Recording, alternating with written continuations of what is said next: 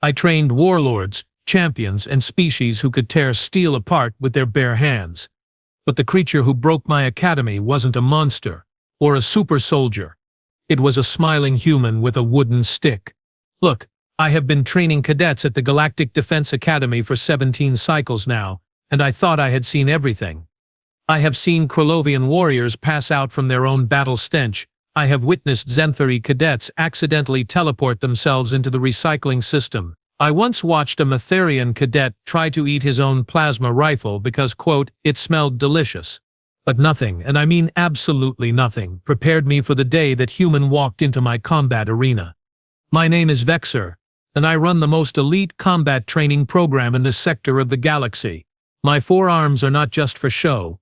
They are tools of discipline, precision, and occasionally dramatic gesturing when I need to make a point about someone's catastrophic failure. My exoskeleton has been polished to perfection. My mandibles click with the authority of someone who has earned every single scar on his carapace, and my reputation is flawless. Or at least, it was flawless until that particular morning. Cadets, I announced, standing at the center of my domain with the kind of posture that says I am in charge and you are not. Today we continue advanced plasma combat techniques. Those of you who survived last week's assessment know what to expect. Those of you who did not survive, well, you are not here, so that answers that question. A few nervous laughs rippled through the group. Good. Fear is an excellent motivator, right behind hunger and the threat of public humiliation. I had 47 cadets standing before me that day. 47 of the finest specimens from 23 different species, thoraxians built like mobile fortresses.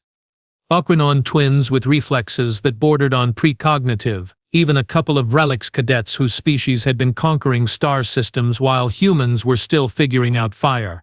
And then she walked in. Late, human, smiling. I felt my mandibles click together in that specific rhythm that everyone in my program has learned, means someone is about to have a very bad day. Ah, I said, and I stretched that sound out until it became a fine point of sarcasm. The human has arrived. How delightful. Tell me, Cadet Cade, do your species have a particular cultural tradition around being punctual, or is lateness considered a survival strategy on your homeworld? She stopped a few meters away from me, and that smile did not even flicker. Traffic was terrible, sir. 3 gravitational anomalies and a spatial rift. You know how it is. I heard several cadets make sounds that might have been laughs or might have been choking. With some species, it is genuinely difficult to tell the difference. My mandibles clicked faster. I could feel my irritation building. I see. Traffic. How very human of you. Tell me, did your fragile little bones survive the journey intact, or should we schedule your medical retirement now and save everyone the time? Bones are good, sir, she replied, with the kind of cheerful obliviousness that made me wonder if humans had some kind of neurological condition that prevented them from recognizing danger. Fragile. Sure, but good. From the back row, Kravik let out a snort. He was thoraxian, built like someone had compressed a small building into a vaguely humanoid shape and then gave it anger issues. She will break in the first drill. I give her 4 minutes, maximum. Sella, one of the Aquinon twins whose pale blue skin was currently shimmering with what I recognized as amusement, muttered just loud enough for everyone to hear. I give her 2. I raised one of my hands, the upper right one because it has the most authority, and silenced the chatter. My eyes, all 3 of them, fixed on this human cadet, with the intensity I usually reserve for particularly disappointing equipment failures. Well then, Cadet, since you have so graciously decided to join us today, perhaps you would like to begin your weapons assessment immediately. No need to waste anyone's time with pleasantries or say adequate preparation. That smile still had not moved. Ready. When you are, sir. Outstanding, I said, and I let my mandibles curve into what I have been told resembles a smile, though most species describe it as the face of approaching doom. This should be memorable. I had no idea how right I was. I gestured toward the equipment alcove with 2 of my arms, the universal signal for go get your weapon and prepare to embarrass yourself. Cadet Katie, you will select a standard plasma rifle from the armory. Try not to drop it. I understand human grip strength is somewhat, how do I put this delicately, pathetic. Riley nodded and walked toward the alcove, where Supply Officer Quell was supposed to be managing the weapon distribution. Quell was a Brintok, which meant he had approximately 7 brain cells, and on a good day, maybe 4 of them were working simultaneously. He had gotten this job through what I can only assume was a clerical error of cosmic proportions. I watched as Riley approached the equipment station, and then I watched as Quell's face, or the collection of facial flaps that Brintoks call a face, contorted into confusion. "Problem, Supply Officer?" I called out because I could already feel the migraine forming behind my primary eye. Trainer Vexer, sir," Quell's voice came back, wavering like he was confessing to a murder. "We have a situation with the plasma rifles." "A situation?" I repeated, letting my mandibles click in that slow, dangerous rhythm. "Please, enlighten us all about this situation. The entire batch is showing critical failures in the ignition cores, sir. Safety protocols have locked down all 47 units. Something about a faulty shipment from the Zentari manufacturing facility. There was a memo, but I thought it was, spam." I closed all 3 of my eyes and counted to 10 in 4 different languages. "So you are telling me right now, in front of my entire class, that we have no functional plasma rifles for today's assessment?" "Correct, sir. Very, very correct, sir." The arena had gone completely silent. Even the cadets who had been whispering bets about how quickly the human would fail had stopped talking. This was the kind of bureaucratic nightmare that could derail an entire training schedule. "Fine," I said, "because I am nothing if not adaptable. Cadet Katie, you will use a plasma pistol instead. Surely even Quell's incompetence has not extended to every weapon system in this facility." There was a pause. A long, horrible pause. "About that, sir," Quell said, and I swear I felt one of my internal organs try to escape my body. "The pistols are in the same batch, same manufacturer, same faulty cores, all locked down." I opened my eyes and fixed Quell with a stare that has made grown Krolovians weep. "Then what exactly do you propose Cadet K to use for her combat assessment? Harsh language? Aggressive posturing?" Quell disappeared into the back of the supply room, and I heard the sound of rummaging, some cursing in Brintok, which sounds like gargling gravel, and then he emerged holding something that made every single cadet in the arena freeze. It was a stick, a wooden stick, actual wood, from an actual tree approximately 1 meter long with a slightly worn grip on one end. "This was in the museum wing, sir," Quell said, holding it out like it was a sacred relic. "From the ancient Earth martial arts collection. It is called he checked a small data pad. A bow staff. Well, a short one. The label says training stick." I stared at the stick. Then I stared at Quell. Then I stared at Riley, who had walked over and was now looking at the wooden stick with an expression I could not quite read. "You cannot be serious," I said. "It is a weapon, sir," Quell replied, with the confidence of someone who had already accepted that this day could not possibly get worse for him. "Technically." I turned to Riley, expecting protests, complaints, maybe even tears. Humans were emotional creatures. Everyone knew that. Surely she would refuse this absurdity. She picked up the stick, tested its weight, spun it once in her hand with surprising fluidity, and then looked at me with that same infuriating smile. "This works," she said. The arena exploded into laughter. Kravik was actually wheezing. Sela and her twin Mora were holding each other up, their skin flashing through colors I had never seen before. Even some of my more disciplined cadets were struggling to maintain composure. I felt my mandibles lock into a position of pure disbelief. "You are telling me you will face a combat assessment in my arena, against armed opponents with plasma weapons using a wooden stick?" "Yes, sir," Riley said, completely calm. "Unless that is a problem." "A problem?" She asked if it was a problem. I looked at that stick. I looked at her. I looked at the laughing cadets who were already placing new bets, and I made a decision that I would regret for the rest of my life. "No problem at all, Cadet Katie," I said, my voice dripping with enough sarcasm to corrode hull plating. "Let us see what humanity's primitive weapons can accomplish against modern galactic warfare. This should be educational for everyone involved." I had no idea how right I was about that either. I decided that if this human wanted to humiliate herself with a piece of wood, I would give her the full experience. "Cadet Kravik," I called out, and the Thoraxian stepped forward with the kind of confidence that comes from being virtually indestructible. "You will be Cadet Kaded's opponent for this assessment." Kravik's face, which looked like someone had carved it from granite and then given up halfway through, split into what his species considered a grin. "It would be my honor, Trainer Vexer." "Honor?" "Right, he just wanted to show off in front of the other cadets. I knew this because I had trained him for 6 months, and subtle he was not." "Standard combat assessment rules," I announced, walking to the edge of the arena while the other cadets pressed against the safety barriers. First to disarm their opponent, or render them unable to continue wins. Lethal force is, as always, frowned upon, but accidents happen. Medical team is standing by. Begin when the indicator sounds. I programmed the arena to its basic configuration. Open floor. No cover. Nowhere to hide. I wanted this to be quick. The human would learn a valuable lesson about respecting proper military equipment, Kravik would get his ego boost, and we could move on with actual training. Riley walked to one end of the arena, wooden stick held loosely in one hand. She rolled her shoulders, stretched her neck, and then settled into a stance that looked almost relaxed. Her feet were positioned at odd angles, weight distributed in a way that made no tactical sense to me whatsoever. Kravik stomped to the opposite end, and when I say stomped, I mean each footfall registered on the seismic sensors.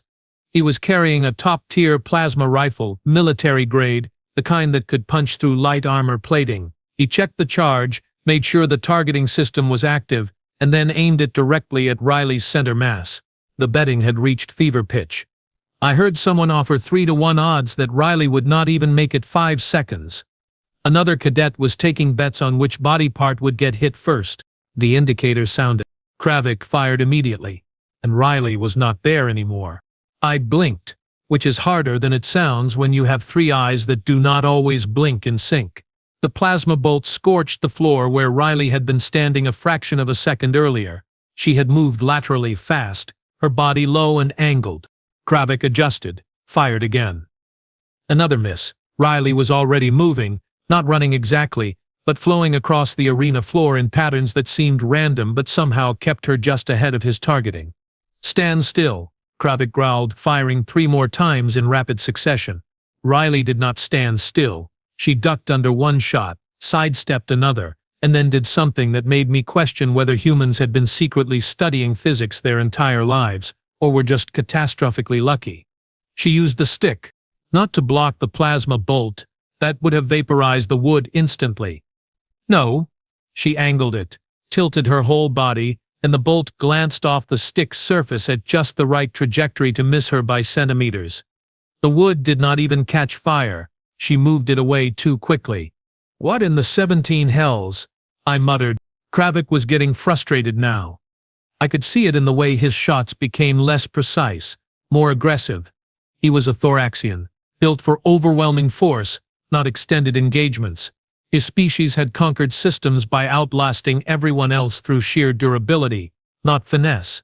Riley seemed to understand this better than I did. She kept moving, kept forcing him to track her, kept making him fire and miss. Each shot drained his plasma rifle's energy cell a little more. Each miss made him angrier, sloppier. "Fight back, human," Kravik roared, his voice echoing off the arena walls.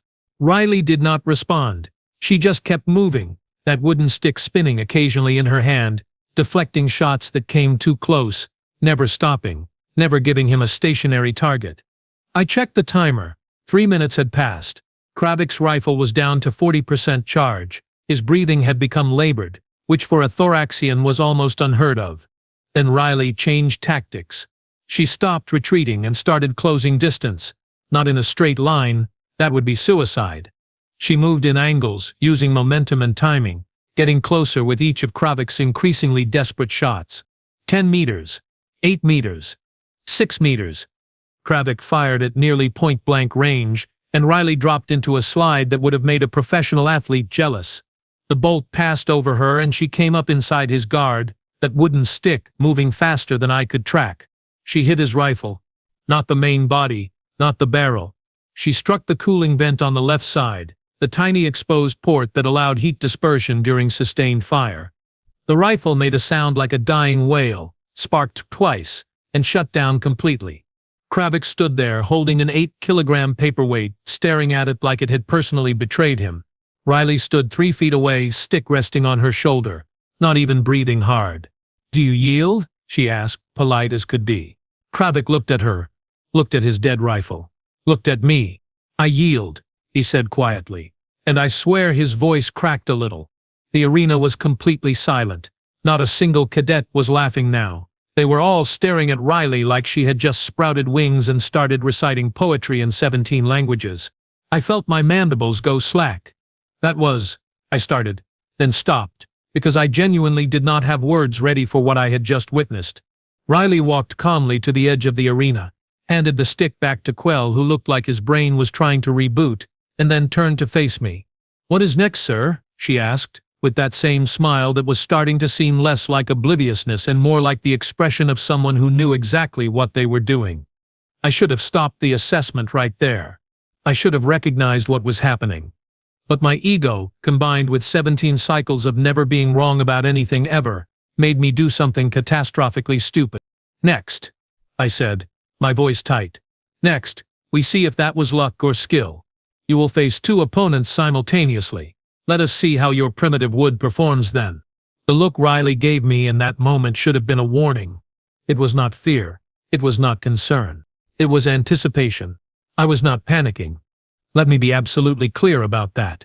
I am a decorated combat instructor, with 17 cycles of experience, 4 functional arms, and a reputation that has survived wars, academy budget cuts, and that one time a Metherian cadet accidentally set the entire western wing on fire. I do not panic. But I was, perhaps, experiencing what one might call acute cognitive dissonance. "That was luck," I announced to the assembled cadets, using 3 of my 4 arms for emphasis because 2 did not seem sufficient. "Pure statistically improbable luck. Cadet Kravik is an excellent warrior, but even excellent warriors have off days. What we witnessed was not skill, it was coincidence meeting favorable circumstances." Kravik, still standing in the arena, looking at his dead plasma rifle like it was a deceased family member, made a sound that might have been agreement or might have been suppressed trauma. "Hard to tell." "Sir," said Mora, the other Aquanon twin, her voice carrying that careful tone people use when they think you might be losing your grip on reality. She hit the cooling vent. "That is a target the size of a credit chip, while moving, while being shot at." I waved one hand dismissively, the lower left one because it is best for dismissing things I do not want to acknowledge. Cooling vents are structural weak points. Anyone with basic tactical knowledge could identify them. The fact that she struck it means nothing except that humans have apparently learned to read equipment manuals. "With a wooden stick," added Sela, Mora's twin, while sliding across the floor. "Irrelevant details," I said, which even I knew sounded weak. What matters is reproducibility. One victory proves nothing. Combat excellence requires consistency, adaptability, performance under varied conditions. Any cadet in this program knows this. I turned to face the group, and I noticed something that made my primary eye twitch. They were not laughing anymore.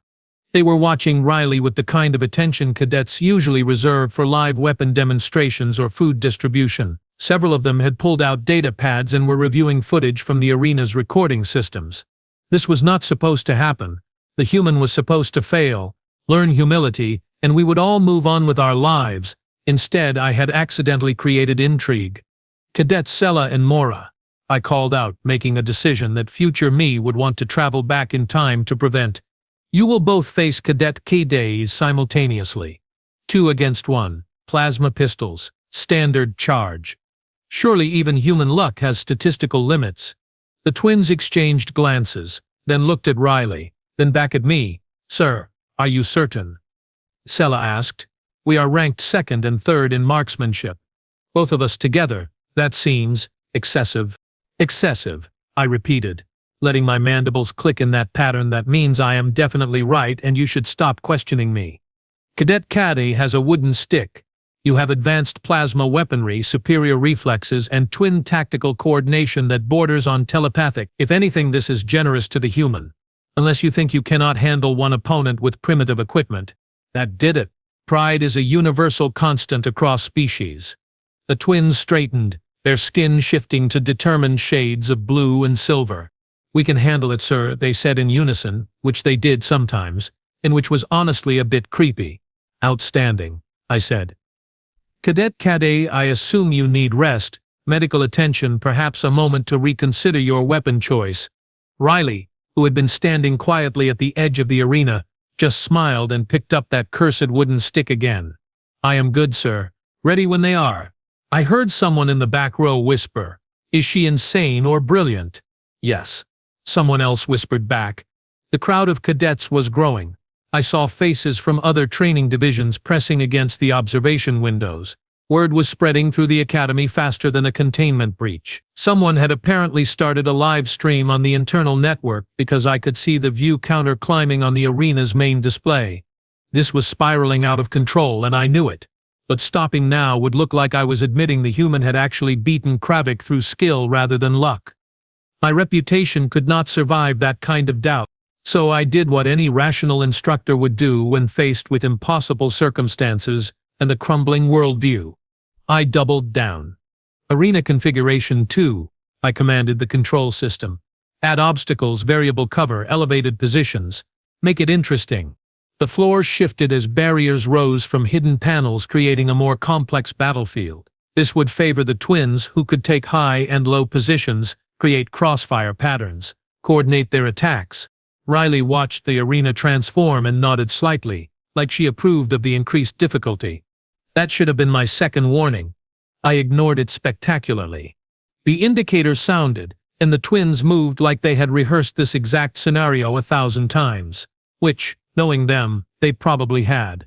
Sela went high, using a barrier's elevated platform for the superior angle. Mora went low, circling left to create a crossfire pattern that would trap Riley in a kill zone with no escape routes. It was textbook twin coordination. I had taught them that formation myself. I felt a small surge of confidence return. 2 expert marksmen with overlapping fields of fire against 1 human with a stick. The universe was about to correct itself. Riley stood in the center of the arena, rotating slowly, tracking both opponents with her eyes. The wooden stick rested across her shoulders, her arms draped over it in a posture that looked almost casual. Sela fired first from the high position. Riley moved, but not away. She moved toward the shot, angling her body, and I watched in disbelief as she used one of the barriers as a pivot point. The plasma bolt hit the barrier's edge exactly where she had been a fraction of a second before. Mora fired from the opposite side while Riley was still in motion. This should have been the end. You cannot dodge in mid-movement, basic physics prevents it. Except Riley dropped, let her momentum carry her into a controlled fall, and the shot passed through the space where her torso had been. She hit the ground, rolled, and came up behind a different barrier entirely. "She is reading our shots," Mora said, loud enough for me to hear. Her skin had shifted to surprised orange. "Impossible," Sela replied, but her voice carried doubt. "Adjust pattern delta." They changed tactics immediately, firing in alternating rhythm rather than simultaneous volleys. This was supposed to prevent prediction, force constant movement, wear down the target through sustained pressure. Riley changed tactics too. She stopped evading, and started using the environment like it was part of her own body. A barrier became a shield. An elevated platform became a vaulting point. She moved through the arena like water flowing around rocks, and that wooden stick, that cursed piece of primitive technology, became something else entirely in her hands. Sela fired. Riley deflected with the stick, angled just right, and the bolt ricocheted into a barrier behind her. Mora fired. Riley used the stick to pole vault over a low obstacle, the shot passing beneath her. They fired together. Perfect synchronization, bolts converging on Riley's position from 2 angles. And Riley used the stick to strike the barrier next to her at a precise point. The material designed to absorb plasma impacts rang like a bell. Both shots hit the vibrating surface and scattered energy, dissipating in spectacular but harmless light shows. "What is she doing?" I heard myself say out loud. "Winning, sir," someone behind me answered. I did not turn to see who. The twins were getting desperate now. I could see it in their movements, the way their coordination was starting to fracture. They were thinking too much, trying to predict her instead of trusting their training. Riley went on the offensive. She closed distance on Mora first, moving in a zigzag pattern that made targeting impossible. Mora fired 3 times, missed 3 times, and then Riley was inside her guard. The stick moved in a blur. One strike to Mora's wrist, precise and controlled. The plasma pistol clattered to the floor. Mora stumbled back, clutching her wrist. Not broken. I checked the medical sensors, but definitely bruised.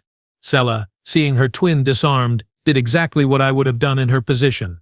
She tried to capitalize on Riley's commitment, fired at the human's exposed back. Riley did not turn around. She heard it, or sensed it, or had made some kind of unholy pact with the laws of probability. She swung the stick backward without looking, struck Sela's shot mid-flight at an angle that sent it careening into the arena ceiling. Then Riley spun, planted the stick, and used it to launch herself upward onto Sela's elevated platform. It should not have been physically possible. The platform was 3 meters high. Humans did not have that kind of leg strength. Except apparently this one did. Riley landed on the platform and Sela fired point blank. Riley twisted, the shot missed by millimeters, and then the wooden stick tapped Sela's plasma pistol on the heat exchanger. The pistol sparked, whined, and died. Sela stared at her weapon, then at Riley, then at her weapon again. "Do you yield?" Riley asked, breathing slightly harder now but still completely controlled. Both twins looked at each other, some silent communication passing between them, and then they both nodded. "We yield," they said together. The arena erupted. Not in laughter this time, but in something that sounded suspiciously like cheering. Cadets were shouting, making noise, arguing with each other about what they had just witnessed. The livestream viewer count had apparently crashed the Academy's internal network because the display was showing error messages. I stood there, all 4 of my arms hanging uselessly at my sides, watching Riley Cade walk calmly out of the arena with that wooden stick resting on her shoulder. She had just defeated 3 of my best cadets, 3 armed opponents with modern plasma weapons, using a piece of wood that belonged in a museum, and she had done it faster the second time. My mandibles clicked involuntarily, no rhythm at all, just random firing of neural impulses that meant my brain was trying to process information it did not want to accept. "Trainer Vexer," said a voice beside me, and I turned to see Fleet Commander Torvin standing there. I had not heard him arrive, which was concerning because he was of relics and they were not exactly stealthy with their bulk. "Commander," I managed to say, my voice sounding distant even to myself. "That was," he paused, searching for words, "educational." "She got lucky, sir," I said, but even I did not believe it anymore. "Statistical anomalies happen in combat situations." Torvin looked at me with his massive eyes, the kind of look that said he knew I was lying and he knew I knew he knew. "3 times, Vexer. 3 statistically improbable anomalies in a row." I did not have an answer for that. "Perhaps," Torvin said slowly, "you should test this luck one more time." Personally, my primary eye twitched. "Sir, you are the best combat instructor in this academy," Torvin said, which was true and which I appreciated him recognizing even in this moment of crisis. "If anyone can prove whether this is skill or luck, it would be you. Besides, the entire academy is watching now. Might as well give them a proper demonstration." I looked at Riley, who was accepting congratulations from several cadets who minutes ago had been betting on her immediate defeat. She caught my eye and smiled. That smile was really starting to bother me. "Fine," I heard myself say. My ego making decisions, my brain was screaming at me to reconsider. If the human wants to test her primitive weapons against proper military training, I will personally demonstrate the difference. Torvin's expression did not change, but I swear I saw amusement in his eyes. "I will inform the medical team to be ready." "For her?" "Yes," I said. "Of course," Torvin replied. "For her." That should have been my 3rd warning. I have made many decisions in my 17 cycles as a combat instructor. Some have been brilliant. Some have been adequate. Some have resulted in minor property damage and strongly worded memos from administration. This decision was about to become legendary for entirely the wrong reasons. Word had spread through the academy faster than a plasma fire in an oxygen-rich environment. Within minutes of my announcement that I would personally face Riley Cade in the arena, every available cadet, instructor, and staff member who could physically fit into the observation areas had arrived. The main arena viewing gallery, designed to hold maybe 200 individuals comfortably, now contained at least 400. They were pressed against the transparent barriers, hanging from support beams, and in one case, A Zenthari cadet had apparently phased partially into a wall just to get a better view. I saw instructors from the navigation division, the engineering corps, even the culinary staff had abandoned their posts, which meant dinner was going to be late, and someone was going to file a complaint. The internal network had been restored just so someone could restart the live stream, and the view counter was climbing into numbers I associated with major sporting events, not training exercises. Betting had reached absolutely absurd levels. I heard someone offer a full month of cafeteria credits on the outcome. Another cadet was wagering his next leave rotation. A Krolovian in the back was apparently betting his family's ancestral combat armor, which seemed excessive but also very on-brand for Krolovians.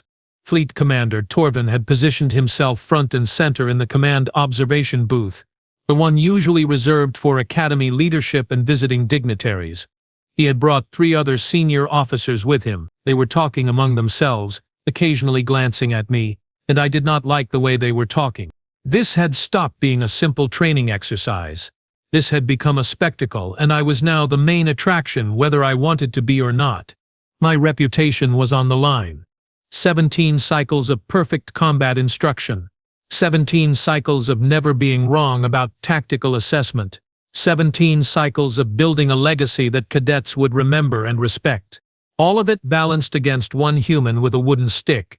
Trainer Vexer, said Instructor Helix from the Advanced Tactics Division, approaching me with her usual 6-legged gait. Perhaps you should reconsider this demonstration. There is no shame in acknowledging unusual circumstances. Unusual circumstances, I repeated, feeling my mandibles lock into that position that meant I was absolutely committed to a course of action regardless of its wisdom. She beat 3 cadets with a piece of wood. That is not unusual, that is impossible, and I am going to prove it. Helix's antenna twitched in that way that meant she thought I was being an idiot but was too professional to say it directly. As you wish, trainer. I will ensure the medical team is prepared for rapid response. Appreciated, I said, but unnecessary. She walked away, and I heard her mutter something in her native language that my translator rendered as "Pride comes before the fall, and this fall is going to be spectacular." I ignored her. I ignored the growing crowd. I ignored the fact that somewhere in my primary brainstem, a small voice was screaming that this was a terrible idea. Instead, I walked to the equipment alcove, where Quell was nervously managing the weapon systems. Supply officer, I need the military-grade plasma cannon. Full charge, maximum output. Quell's facial flaps went pale. Sir, that weapon is designed for anti-vehicle combat. Are you certain that is appropriate for a training exercise against an unarmored opponent? The human has proven surprisingly durable, I said, which was my pride talking and definitely not my common sense. I will moderate my fire accordingly. Now get me the cannon. He hesitated for exactly 2 seconds, saw the look in all 3 of my eyes, and scrambled to retrieve the weapon. The plasma cannon was beautiful. 2 meters long, military-grade power cell targeting computer with predictive tracking, maximum range of 800 meters with sustained accuracy. It weighed approximately 30 kilograms, which was nothing for someone with my 4-armed physiology. I hefted it, checked the charge indicator showing full capacity, and activated the targeting system. The heads-up display flickered to life in my field of vision, painting target acquisition data across my retinas. Riley stood at the opposite end of the arena, wooden stick in hand, watching me prepare with that calm expression that had not changed once during this entire absurd day. Fleet Commander Torvin's voice came over the arena's announcement system. This should be interesting. Begin when ready. The crowd fell silent. 400 individuals, maybe more, all holding their breath. I raised the plasma cannon, felt its weight settle into my arms with familiar comfort, and aimed at the human who had somehow turned my perfectly reasonable training day into whatever nightmare this had become. Any last words, Cadet Cadet? I called across the arena. She smiled, adjusted her grip on the wooden stick, and said 5 words that I would remember for the rest of my life. Try not to miss, sir. The crowd made a collective sound somewhere between a gasp and a cheer. I pulled the trigger. The plasma cannon roared to life, and I fired with every intention of teaching this human a lesson about respecting superior technology and superior species. The shot was perfect. Aimed center mass. Calculated trajectory. Predictive targeting confirmed. The bolt of superheated plasma screamed across the arena at speeds that made sound jealous. Riley moved. Not just moved, disappeared from the targeting computer's prediction zone entirely. She went low and left, a direction that made no tactical sense, and my shot vaporized a barrier behind where she had been standing. I adjusted, fired again. Another miss. She was moving in patterns that seemed random but somehow always placed her exactly where my targeting system said she would not be. "Stand still," I growled, firing 3 more times in rapid succession. She did not stand still. Of course she did not. Why would anything about this day follow reasonable expectations? The arena had transformed into a light show of plasma fire and scorch marks. I was using military-grade weaponry designed to disable armored vehicles, and this human was avoiding it with a wooden stick and reflexes that should not exist in a species that could not even survive in half the galaxy's standard atmospheric conditions. My first magazine depleted, I slammed in a fresh power cell, barely breaking rhythm, and continued firing. The cannon's cooling system whined as I pushed it past recommended sustained fire protocols. Riley was not just evading anymore. She was learning. I could see it in the way her movements changed, became more efficient. She was reading the cannon's firing pattern, understanding its rhythm. That should have been impossible. I had 17 cycles of combat experience. She had been in my arena for less than an hour. I fired again, leading her movement, anticipating her next position. She planted the stick and vaulted straight up, easily 3 meters, the bolt passing beneath her feet. She landed on top of a barrier, balanced there for a fraction of a second, then launched herself to another position before I could track. "What are you?" I shouted, frustration overriding my professional demeanor. She did not answer. She just kept moving, and I realized with growing horror that she was no longer just surviving. She was closing distance. 10 meters between us became 8. 8 became 6. I fired faster, abandoning precision for volume. The arena filled with plasma fire, overlapping shots, a wall of lethal energy that nothing could penetrate. Riley went through it anyway. She used the barriers like stepping stones, the stick like an extension of her own nervous system. She deflected shots that came too close, angled her body to let others pass, and moved with a confidence that said she had done this 1,000 times before. 5 meters. 4 meters. I saw something then that made my primary eye widen. She was watching the cannon, specifically watching the charge indicator on its side. Every half-second there was a brief moment where the weapon cycled between shots, a tiny window where the magnetic containment field reset. She had identified the firing cycle. In the middle of combat, while being shot at with anti-vehicle weaponry, she had analyzed my weapon's mechanical limitations. 3 meters. I fired point blank, absolutely certain this shot would connect. Riley twisted. The wooden stick came up, and she struck the cannon's barrel at the exact microsecond of the charging cycle. The magnetic containment field, momentarily vulnerable during reset, fluctuated. The plasma bolt destabilized, dissipated into harmless light. My mandibles went slack. "That is not possible." "Apparently it is, sir," Riley said, and now she was inside my guard, too close for the cannon to target effectively.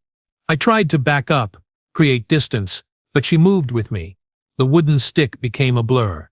She struck the cannon's primary cooling vent, the emergency heat exchanger, and then, with surgical precision, the power cell's connection port. The cannon sparked, made a sound like dying electronics, and shut down completely. I stood there holding 40 kilograms of useless metal, staring at this human who had just defeated military-grade weaponry with a piece of wood. "Do you yield, sir?" she asked, polite as ever. I should have yielded right there. Any rational being would have recognized defeat and accepted it with grace. But I still had 4 arms, superior strength, close combat training, and an ego that apparently had not suffered enough today. I dropped the cannon and lunged at her bare-handed. It was the stupidest decision I had made all day, and that was saying something. Riley sidestepped my first strike, ducked under my second, and then did something that would be replayed on the Academy's internal network for years to come.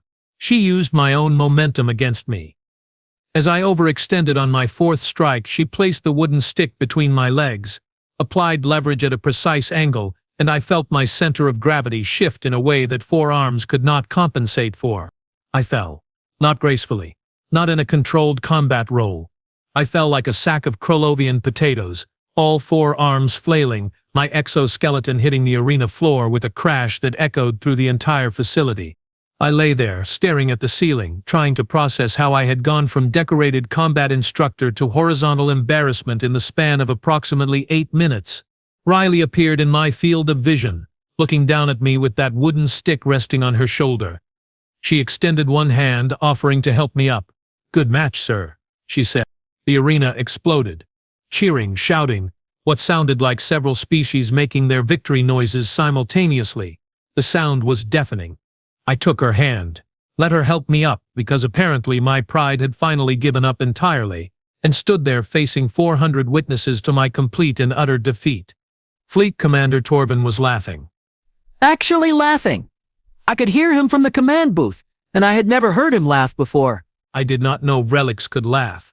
"Well," I said, my voice carrying across the suddenly quiet arena because everyone wanted to hear what I would say next. "I suppose that answers that." "Answers what, sir?" Riley asked. I looked at the wooden stick, then at my disabled plasma cannon, then at the 3 cadets she had defeated before me, then back at Riley Cade with her infuriating smile. "Whether it was luck or skill," I said, and I felt something inside my ego finally crack and break and maybe become something better. "Cadet Cadet, I believe I owe you an apology, and possibly several." She smiled wider. "Does this mean I passed the assessment, sir?" The arena erupted again. I heard betting debts being settled, credits changing hands, someone crying tears of joy or possibly financial ruin. I clicked my mandibles in a pattern that meant I surrender to circumstances beyond my control and also, please, someone explain to me what just happened. "Cadet Cadet," I said formally, because even in defeat I could maintain proper military protocol. "You have successfully completed your weapons assessment. With honors. And with the most unconventional weapon in galactic history. Congratulations." Riley nodded, spun the wooden stick once more with that casual fluidity, and then held it out to me. "I think this belongs in your program, sir," she said. "Might be useful for teaching." I took the wooden stick, felt its weight, examined the scorch marks where plasma fire had come too close, and realized I was holding what would probably become the most famous training weapon in the entire Galactic Defense Academy. "Indeed," I said. "Most useful?" Fleet Commander Torvin's voice came over the announcement system one more time. "Trainer Vexer, report to my office when you have recovered your dignity. Cadet Cadet, welcome to the Advanced Combat Program. I think you will fit in perfectly." The crowd began to disperse, talking excitedly, already turning this into the kind of story that would be told and retold until it bore no resemblance to actual events. I stood in the center of my arena, holding a wooden stick, my reputation in pieces around me, and I realized something important. I had just witnessed the future of combat training, and it had arrived in the form of a human who was late to class and carrying primitive technology. "Cadet Cadet," I called as she walked toward the exit. She turned back. "Yes, sir." "Next time," I said, "please arrive on time, and maybe bring a weapon that makes sense." She grinned. "Where would be the fun in that, sir?"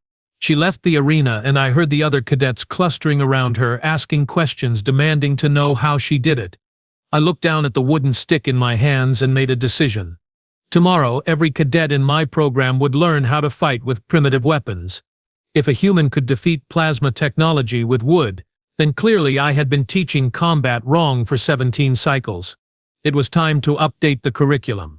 Fleet Commander Torvin's office was exactly what you would expect from a Vrelix who had commanded 3 battle fleets and survived 2 major galactic conflicts. Functional, organized, and decorated with enough military commendations to make a museum jealous. I sat across from his desk, all 4 of my arms resting in various positions of defeat. Riley sat next to me, still carrying that cursed wooden stick because apparently she had decided it was hers now. 17 cycles. Vexer, Torvin said, his massive frame settled behind a desk that groaned under his weight. 17 cycles of you telling me that you could assess any cadet's combat potential within the first 5 minutes of observation. I may have been, I paused, searching for the right word, premature in my assessment of Cadet Cadet. Premature, Torvin repeated, his voice carrying amusement that I did not appreciate. You called her fragile. You gave her a wooden stick, as a joke. You then proceeded to lose to that same wooden stick, using a military-grade plasma cannon. When you say it like that, it sounds worse than it was, I said. It was broadcast live to the entire Academy network, Torvin replied. 14,000 individuals watched you get tripped by a piece of wood.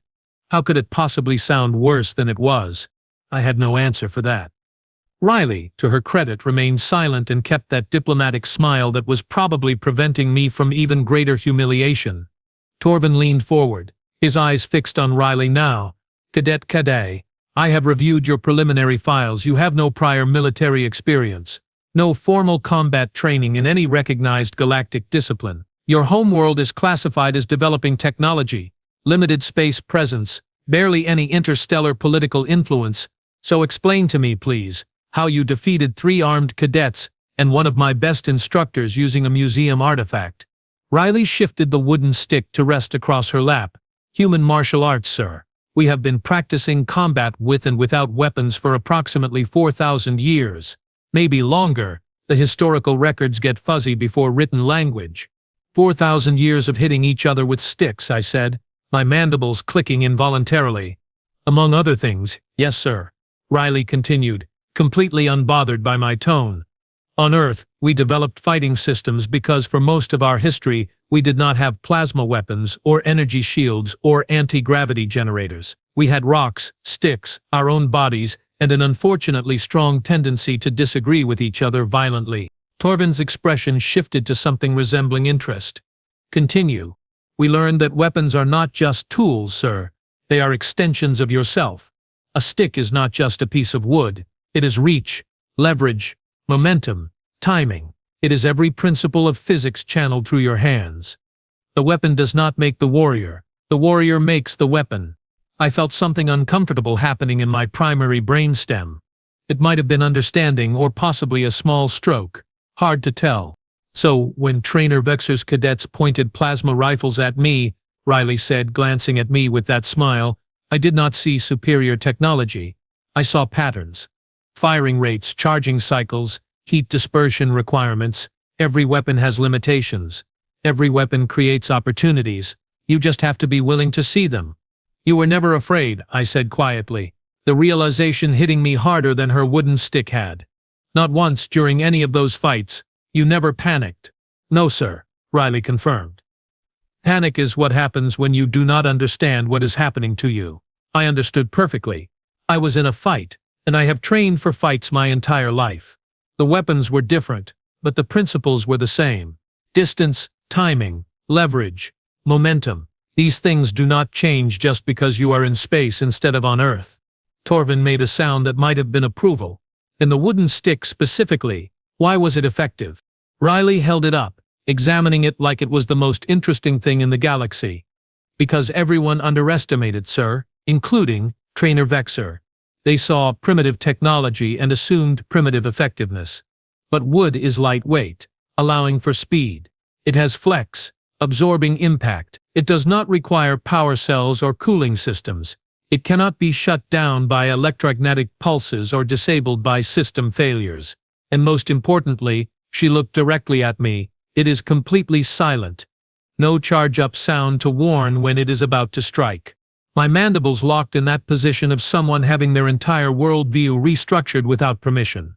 Humans have a saying, sir, Riley continued. The best weapon is the one you know how to use. I know this stick. I have trained with weapons like it since I was 6 years old. Could I learn plasma rifles?